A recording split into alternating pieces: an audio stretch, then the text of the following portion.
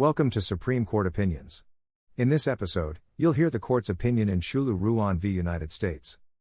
In this case, the court considered this issue: may a physician alleged to have prescribed controlled substances outside the usual course of professional practice be convicted of unlawful distribution under 21 U.S.C. Section 841A, 1, regardless of whether he reasonably believed or subjectively intended that his prescriptions fall within that course of professional practice? The case was decided on June 27, 2022. The court held that Section 841's knowingly or intentionally mens rea applies to the statutes except as authorized clause. Once a defendant meets the burden of producing evidence that his or her conduct was authorized, the government must prove beyond a reasonable doubt that the defendant knowingly or intentionally acted in an unauthorized manner. Justice Breyer delivered the opinion of the court, in which Chief Justice Roberts and Justices Sotomayor, Kagan, Gorsuch, and Kavanaugh joined. Justice Alito filed an opinion concurring in the judgment, in which Justice Thomas joined, and in which Justice Barrett joined as to Parts 1A, 1B, and 2. The opinion is presented here in its entirety, but with citations omitted. If you appreciate this episode, please subscribe. Thank you. Justice Breyer delivered the opinion of the court. A provision of the Controlled Substances Act, codified at 21 U.S.C. Section 841, makes it a federal crime, except as authorized, for any person knowingly or intentionally, to manufacture, distribute, or dispense, a controlled substance, such as opioids. Registered doctors may prescribe these substances to their patients. But, as provided by regulation, a prescription is only authorized when a doctor issues it for a legitimate medical purpose, acting in the usual course of his professional practice. In each of these two consolidated cases, a doctor was convicted under Section 841 for dispensing controlled substances not as authorized. The question before us concerns the state of mind that the government must prove to convict these doctors of violating the statute. We hold that the statute's knowingly or intentionally mens rea applies to authorization. After a defendant produces evidence that he or she was authorized to dispense controlled substances, the government must prove beyond a reasonable doubt that the defendant knew that he or she was acting in an unauthorized manner, or intended to do so. The question we face concerns Section 841's exception from the general prohibition on dispensing controlled substances contained in the phrase except as authorized. In particular, the question concerns the defendant's state of mind. To prove that a doctor's dispensation of drugs via prescription falls within the statute's prohibition and outside the authorization exception, is it sufficient for the government to prove that a prescription was in fact not authorized, or must the government prove that the doctor knew or intended that the prescription was unauthorized? Petitioners Xiulu Ruan and Xiulu Khan are both doctors who actively practice medicine. They both possess licenses permitting them to prescribe controlled substances. The government separately charged them with unlawfully dispensing and distributing drugs in violation of Section 841. Each proceeded to a jury trial, and each was convicted of the charges. At their separate trials, Ruan and Khan argued that their dispensation of drugs was lawful because the drugs were dispensed pursuant to valid prescriptions. As noted above, a regulation provides that, to be effective, a prescription must be issued for a legitimate medical purpose by an individual practitioner acting in the usual course of his professional practice. We assume, as did the courts below and the parties here, that a prescription is authorized and therefore lawful if it satisfies this standard. At Ruan's and Khan's trials, the government argued that the doctors' prescriptions failed to comply with this standard. The doctors argued that their prescriptions did comply, and that, even if not, the doctors did not knowingly deviate or intentionally deviate from the standard. Ruan, for example, asked for a jury instruction that would have required the government to prove that he subjectively knew that his prescriptions fell outside the scope of his prescribing authority. The district court, however, rejected this request. The court instead set forth a more objective standard, instructing the jury that a doctor acts lawfully when he prescribes in good faith as part of his medical treatment of a patient in accordance with the standard of medical practice generally recognized and accepted in the United States. The court further instructed the jury that a doctor violates Section 841 when the doctor's actions were either not for a legitimate medical purpose or were outside the usual course of professional medical practice. The jury convicted Ruan, and the trial court sentenced him to over 20 years in prison and ordered him to pay millions of dollars in restitution and forfeiture. The 11th Circuit affirmed Ruan's convictions. The appeals court held that a doctor's subjective belief that he is meeting a patient's medical needs by prescribing a controlled substance is not a complete defense to a Section 841 prosecution. Rather, the court said, whether a defendant acts in the usual course of his professional practice must be evaluated based on an objective standard, not a subjective standard. Kahn's trial contained similar disagreements over the proper mens rea instructions. Ultimately, the district court instructed the jury that it should not convict if it found that Kahn acted in good faith, defined as an attempt to act in accordance with what a reasonable physician should believe to be proper medical practice. The court added that to find good faith, the jury must conclude that Kahn acted in an honest effort to prescribe for patients' medical conditions in accordance with generally recognized and accepted standards of practice. The court also told the jury that good faith was a complete defense because it would be inconsistent with knowingly and intentionally distributing and/or dispensing controlled substances outside the usual course of professional practice and without a legitimate medical purpose. The jury convicted Kahn of the Section 841 charges, and he was sentenced to 25 years in prison. The 10th Circuit affirmed Kahn's convictions. In doing so, the court held that to convict under Section 841, the government must prove that a doctor either 1. Subjectively knew a prescription was issued not for a legitimate medical purpose, or 2. Issued a prescription that was objectively not in the usual course of professional practice. Both Ruan and Kahn filed petitions for certiorari. We granted the petitions and consolidated the cases to consider what mens rea applies to Section 841's authorization exception. As we have said, Section 841 makes it unlawful, except as authorized, for any person knowingly or intentionally, to manufacture, distribute, or dispense a controlled substance. We now hold that Section 841's knowingly or intentionally mens rea applies to the except as authorized clause. This means that once a defendant meets the burden of producing evidence that his or her conduct was authorized, the government must prove beyond a reasonable doubt that the defendant knowingly or intentionally acted in an unauthorized manner. Our conclusion rests upon several considerations. First, as a general matter, our criminal law seeks to punish the vicious will. With few exceptions, wrongdoing must be conscious to be criminal. Indeed, we have said that consciousness of wrongdoing is a principle as universal and persistent in mature systems of criminal law as belief in freedom of the human will and a consequent ability and duty of the normal individual to choose between good and evil. Consequently, when we interpret criminal statutes, we normally start from a long-standing presumption, traceable to the common law, that Congress intends to require a defendant to possess a culpable mental state. We have referred to this culpable mental state as scienter, which means the degree of knowledge necessary to make a person criminally responsible for his or her acts. Applying the presumption of scienter, we have read into criminal statutes that are silent on the required mental state, meaning statutes that contain no mens rea provision whatsoever, that mens rea which is necessary to separate wrongful conduct from otherwise innocent conduct. Unsurprisingly, given the meaning of scienter, the mens rea we have read into such statutes is often that of knowledge or intent. And when a statute is not silent as to mens rea but instead includes a general scienter provision, the presumption applies with equal or greater force to the scope of that provision. We have accordingly held that a word such as knowingly modifies not only the words directly following it, but also those other statutory terms that separate wrongful from innocent acts. Section 841 contains a general scienter provision, knowingly or intentionally. And in Section 841 prosecutions, a lack of authorization is often what separates wrongfulness from innocence. Defendants who produce evidence that they are authorized to dispense controlled substances are often doctors dispensing drugs via prescription. We normally would not view such dispensations as inherently illegitimate. We expect, and indeed usually want, doctors to prescribe the medications that their patients need. In Section 841 prosecutions, then, it is the fact that the doctor issued an unauthorized prescription that renders his or her conduct wrongful, not the fact of the dispensation itself. In other words, authorization plays a crucial role in separating innocent conduct, and, in the case of doctors, socially beneficial conduct, from wrongful conduct. Applying Section 841's knowingly or intentionally mens rea to the authorization clause thus helps advance the purpose of scienter, for it helps to separate wrongful from innocent acts. In addition, the regulatory language defining an authorized prescription is, we have said, ambiguous, written in generalities, susceptible to more precise definition and open to varying constructions. The conduct prohibited by such language, issuing invalid prescriptions, is thus often difficult to distinguish from the gray zone of socially acceptable conduct, issuing valid prescriptions. A strong scienter requirement helps to diminish the risk of overdeterrence, i.e., punishing acceptable and beneficial conduct that lies close to, but on the permissible side of, the criminal line. The statutory provisions at issue here are also not the kind that we have held fall outside the scope of ordinary scienter requirements. Section 841 does not define a regulatory or public welfare offense that carries only minor penalties. Rather, Section 841 imposes severe penalties upon those who violate it, including life imprisonment and fines up to $1 million. Such severe penalties counsel in favor of a strong scienter requirement.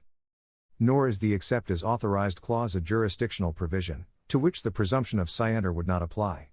To the contrary, and as we have explained, a lack of authorization is often the critical thing distinguishing wrongful from proper conduct. Analogous precedent reinforces our conclusion. In Liparota, we interpreted a statute penalizing anyone who knowingly uses food stamps in any manner not authorized by statute. We held that knowingly modified both the use of food stamps element and the element that the use be not authorized. We applied knowingly to the authorization language even though Congress had not explicitly and unambiguously indicated that it should so apply. But if knowingly did not modify the fact of non-authorization, we explained, the statute would criminalize a broad range of apparently innocent conduct. Similarly, in excitement video, we interpreted a statute penalizing anyone who knowingly transports or knowingly receives videos involving the use of a minor engaging in sexually explicit conduct. We held that knowingly applied not only to the element of transporting or receiving videos but also to the elemental fact that the videos involve the use of a minor. We recognized that this was not the most grammatical reading of the statute. But, we explained, the age of the performers is the crucial element separating legal innocence from wrongful conduct, for possessing sexually explicit videos involving non-minors is protected First Amendment activity. Finally, in Rehaif, we interpreted a statutory scheme in which one statutory subsection provided penalties for anyone who knowingly violates a separate subsection. This latter subsection made it unlawful for people with certain statuses, i.e., being a felon or being in the country unlawfully, to possess a gun. We held that the first subsection's knowingly language applied to the status element in the second subsection. To convict under the statute, then, the government had to prove that a defendant knew he had one of the listed statuses. Without knowledge of that status, we reasoned, the defendant may well lack the intent needed to make his behavior wrongful, because assuming compliance with ordinary licensing requirements, the possession of a gun can be entirely innocent. Like the statutes at issue in these cases, the statute here contains a scienter provision. Section 841 states, except as authorized by this subchapter, it shall be unlawful for any person knowingly or intentionally, to manufacture, distribute, or dispense, a controlled substance. Like those three cases, the question here concerns the mental state that applies to a statutory clause, except as authorized, that does not immediately follow the scienter provision. Like the three cases, the statutory clause in question plays a critical role in separating a defendant's wrongful from innocent conduct. And, like the court in those cases, we conclude that the statute's mens rea applies to that critical clause. We are not convinced by the government's arguments to the contrary. First, the government correctly points out, and the concurrence emphasizes, that the statutory language at issue in the cases we have just described set forth elements of the offense. Here, the government and the concurrence say, the except as authorized clause does not set forth an element. The government and the concurrence point to two ways in which the except as authorized clause is unlike an element, both of which rely on a different provision of the Controlled Substances Act, Section 885. Section 885 says that the government need not negative i.e., refute, any exemption or exception, in any complaint, information, indictment, or other pleading. This means that, in a prosecution under the Controlled Substances Act, the government need not refer to a lack of authorization, or any other exemption or exception, in the criminal indictment. Section 885 also says that the government need not negative any exemption or exception, in any trial, and that the burden of going forward with the evidence with respect to any such exemption or exception shall be upon the person claiming its benefit, not upon the prosecution. But even assuming that lack of authorization is unlike an element for the two purposes that Section 885 sets forth, those two purposes have little or nothing to do with scienter requirements. The first has to do with the indictment. It simply says that the government need not set forth in an indictment a lack of authorization, or otherwise allege that a defendant does not fall within the many exceptions and exemptions that the Controlled Substances Act contains. The Act accepts, for example, licensed professionals such as dentists, veterinarians, scientific investigators, and pharmacists from the prohibition on dispensing controlled substances. The Act also accepts employees of drug manufacturers, common carriers, and people with sick family members or pets from the prohibition on possessing controlled substances. Section 885 merely absolves the government of having to allege, in an indictment, the inapplicability of every statutory exception in each Controlled Substances Act prosecution. Section 885's second purpose refers only to the burden of going forward with the evidence, i.e., the burden of production. It says nothing regarding the distinct issue of the burden of persuasion, i.e., the burden of proving a lack of authorization. Section 885 can thus be understood as providing a presumptive device, akin to others we have recognized in the criminal context, which merely shifts the burden of production to the defendant, following the satisfaction of which the ultimate burden of persuasion returns to the prosecution. Contrary to the concurrence's assertion, the differences between these two burdens and the use of procedural mechanisms to shift one burden but not the other are well established. In a Section 841 prosecution, then, once the defendant satisfies the initial burden of production by producing evidence of authorization, the burden of proving a lack of authorization shifts back to the government.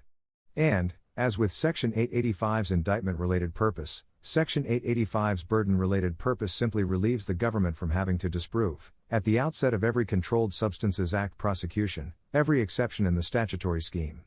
Section 885 thus does not provide a basis for inferring that Congress intended to do away with, or weaken, ordinary and long-standing scienter requirements. At the same time, the language of Section 841, which explicitly includes a knowingly or intentionally provision, the crucial role authorization, or lack thereof, plays in distinguishing morally blameworthy conduct from socially necessary conduct, the serious nature of the crime and its penalties, and the vague, highly general language of the regulation defining the bounds of prescribing authority all support applying normal scienter principles to the except as authorized clause. That statutory requirement, while differing from an element in some respects, is sufficiently like an element in respect to the matter at issue here as to warrant similar legal treatment. And the government does not deny that, once a defendant claims that he or she falls within the authorization exception and the burden shifts back to the government must prove a lack of authorization by satisfying the ordinary criminal law burden of proof, beyond a reasonable doubt. Once the defendant meets his or her burden of production, then, the government must prove lack of authorization beyond a reasonable doubt. Resisting the knowingly or intentionally standard, the government instead offers a substitute mens rea standard. The government says that rather than simply apply the statute's knowingly or intentionally language to the authorization clause, we should read the statute as implicitly containing an objectively reasonable good faith effort or objective honest effort standard. That is to say, once a defendant meets his or her burden of production, the government can convict by proving beyond a reasonable doubt that the defendant did not even make an objectively reasonable attempt to ascertain and act within the bounds of professional medicine. We are not convinced. For one thing, Section 841, like many criminal statutes, uses the familiar mens rea words knowingly or intentionally. It nowhere uses words such as good faith, objectively, reasonable, or honest effort. For another, the government standard would turn a defendant's criminal liability on the mental state of a hypothetical reasonable doctor, not on the mental state of the defendant himself or herself. We have rejected analogous suggestions in other criminal contexts. In Aloni's, for example, we considered the mental state applicable to a statute that criminalized threatening communications but contained no explicit mens rea requirement. The government argued that the statute required proof that a reasonable person would find the communications threatening. But, we said, having liability turn on whether a reasonable person regards the communication as a threat, regardless of what the defendant thinks, reduces culpability on the all-important element of the crime to negligence. And, we emphasized, we have long been reluctant to infer that a negligence standard was intended in criminal statutes.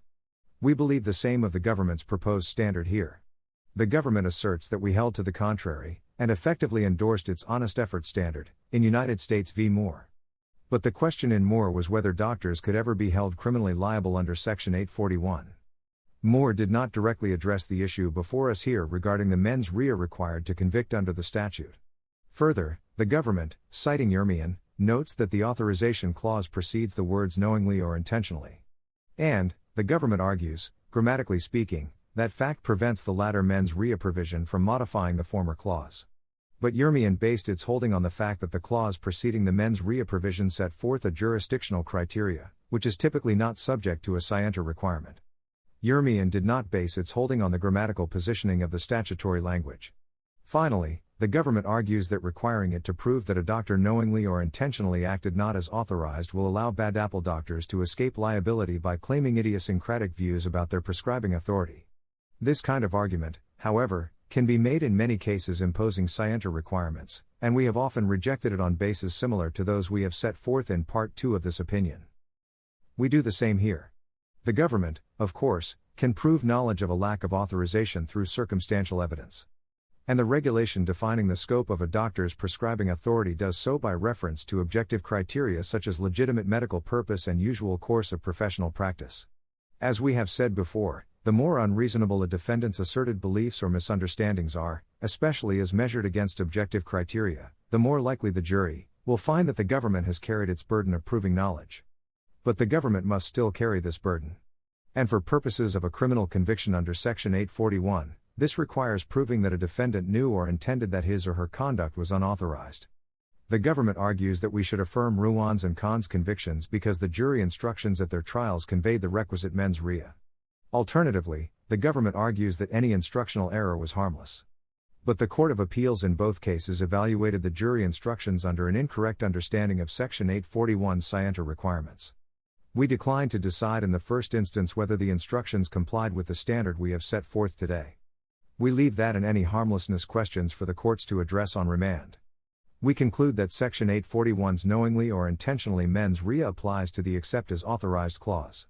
This means that in a Section 841 prosecution in which a defendant meets his burden of production under Section 885, the government must prove beyond a reasonable doubt that the defendant knowingly or intentionally acted in an unauthorized manner. We vacate the judgments of the Courts of Appeals below and remand the cases for further proceedings consistent with this opinion. It is so ordered.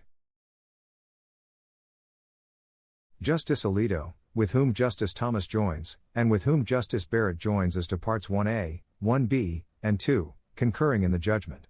In criminal law, the distinction between the elements of an offense and an affirmative defense is well known and important. In these cases, however, the court recognizes a new hybrid that has some characteristics of an element and some characteristics of an affirmative defense. The consequences of this innovation are hard to foresee, but the result may well be confusion and disruption. That risk is entirely unnecessary. We granted certiorari in these cases to decide whether a physician may be convicted of dispensing or distributing drugs by prescription under a provision of the Controlled Substances Act of 1970, CSA, 21 U.S.C. Section 841A, if he or she believed in good faith that the prescription was within the course of professional practice. In my view, there is a straightforward answer to this question. The CSA contains an exception for prescriptions issued in the course of professional practice, and this exception is a carryover from the CSA's predecessor, the Harrison Narcotics Act of 1914. In interpreting the Harrison Act, this court held that a registered physician acts in the course of his professional practice when the physician writes prescriptions in good faith. I would hold that this rule applies under the CSA and would therefore vacate the judgments below and remand for further proceedings. The court declines to adopt this approach and instead takes a radical new course. It holds that the mental state expressed by the terms knowingly or intentionally in Section 841A applies to the provisions except as authorized proviso. It bases this conclusion not on anything in the language of the CSA, but instead on the presumption, traceable to the common law, that Congress intends to require a defendant to possess a culpable mental state. The court's analysis rests on an obvious conceptual mistake. A culpable mental state, or, to use the traditional Latin term, mens rea, is the mental state an accused must have in relation to the elements of an offense. But the authorizations in the CSA that excuse acts that are otherwise unlawful under Section 841A are not elements of the offenses created by that provision. They are affirmative defenses.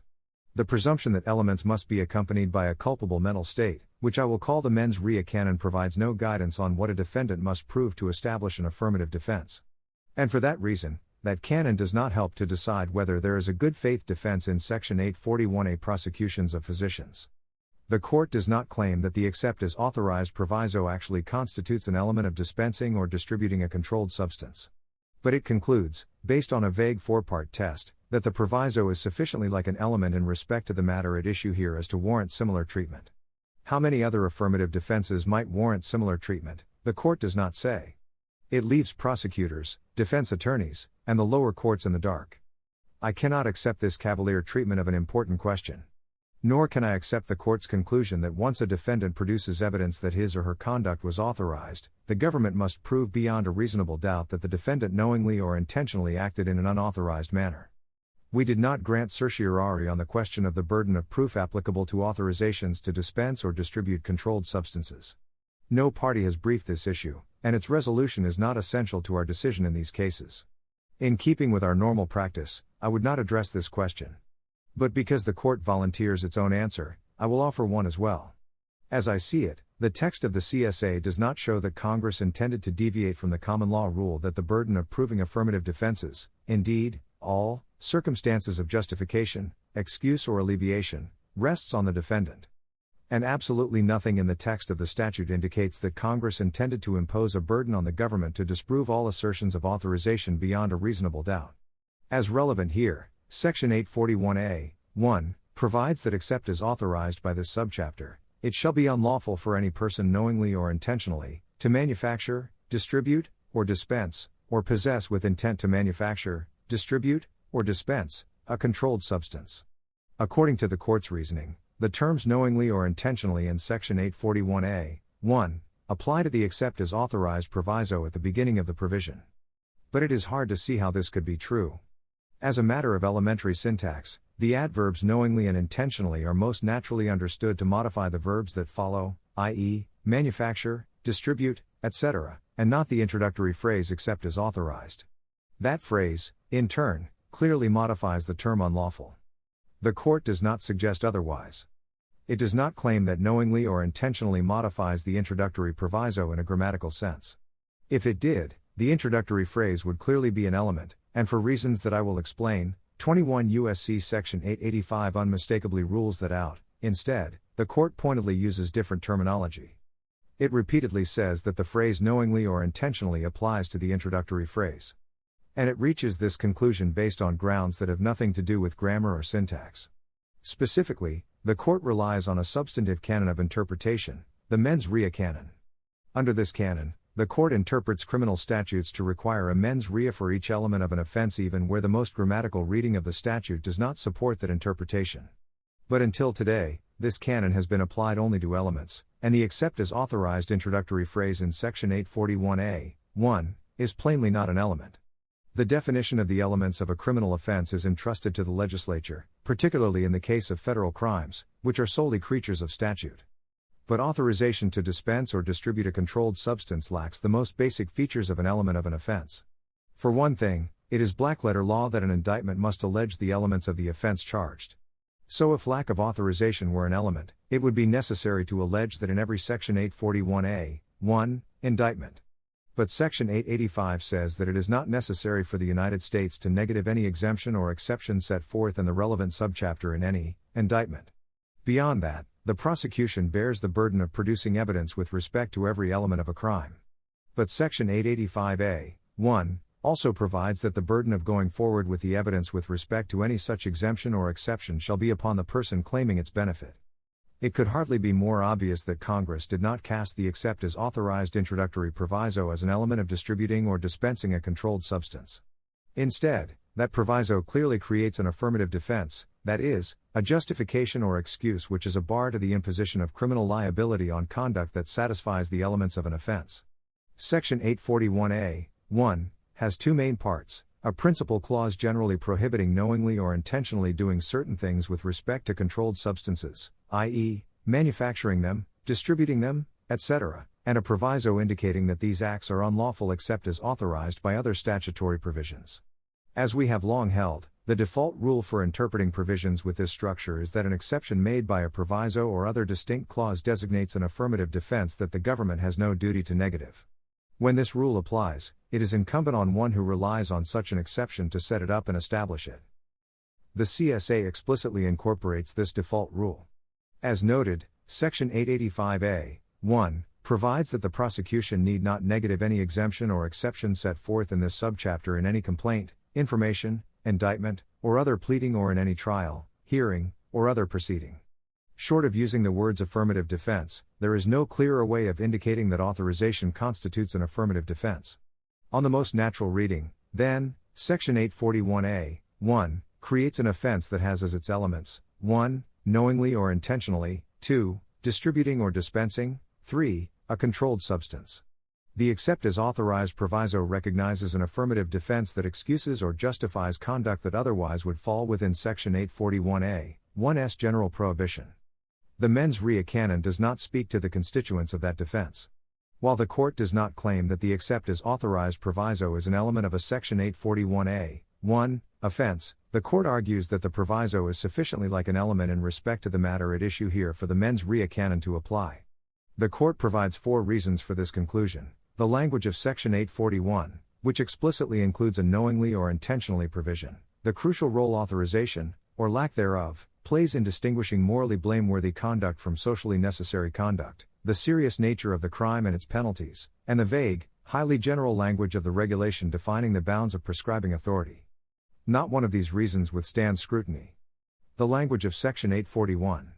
The Court notes that this provision expressly sets out a mens rea that applies to the elements of the offense, but the vast majority of criminal statutes share this characteristic. Therefore, this feature does not set Section 841 apart. The crucial role authorization, or lack thereof, plays in distinguishing morally blameworthy conduct from socially necessary conduct. The Court claims that authorization separates out morally blameworthy innocent conduct, but something very similar may be said about most, if not all, affirmative defenses. Take the common law defense of duress.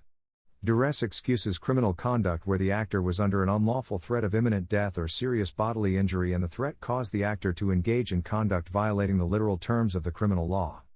But a person who acts under duress is not morally blameworthy. That is part of what it means to say that duress excuses otherwise criminal conduct. Similarly, individuals who kill or wound another person in self-defense to prevent their own death or serious injury are not considered morally blameworthy. No one supposes that these defenses are hybrids, or that the mens rea canon is a guide to their content.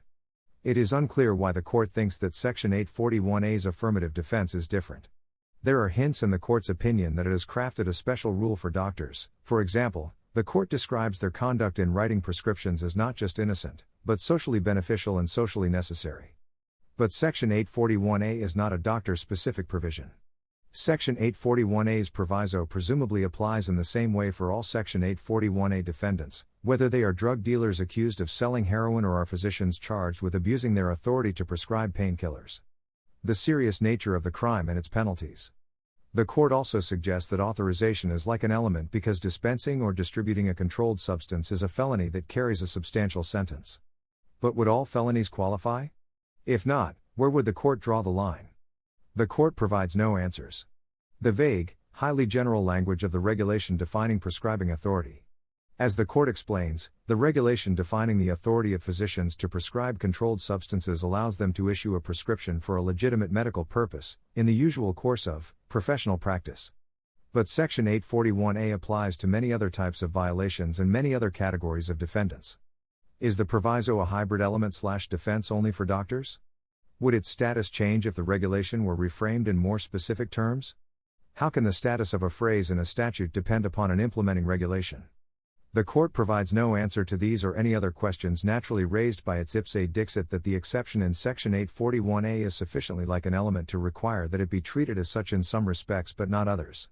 The Court also errs in holding that, if a Section 841A, 1, defendant meets the burden of producing evidence that his or her conduct was authorized, the government has the burden to prove beyond a reasonable doubt that the defendant knowingly or intentionally acted in an unauthorized manner.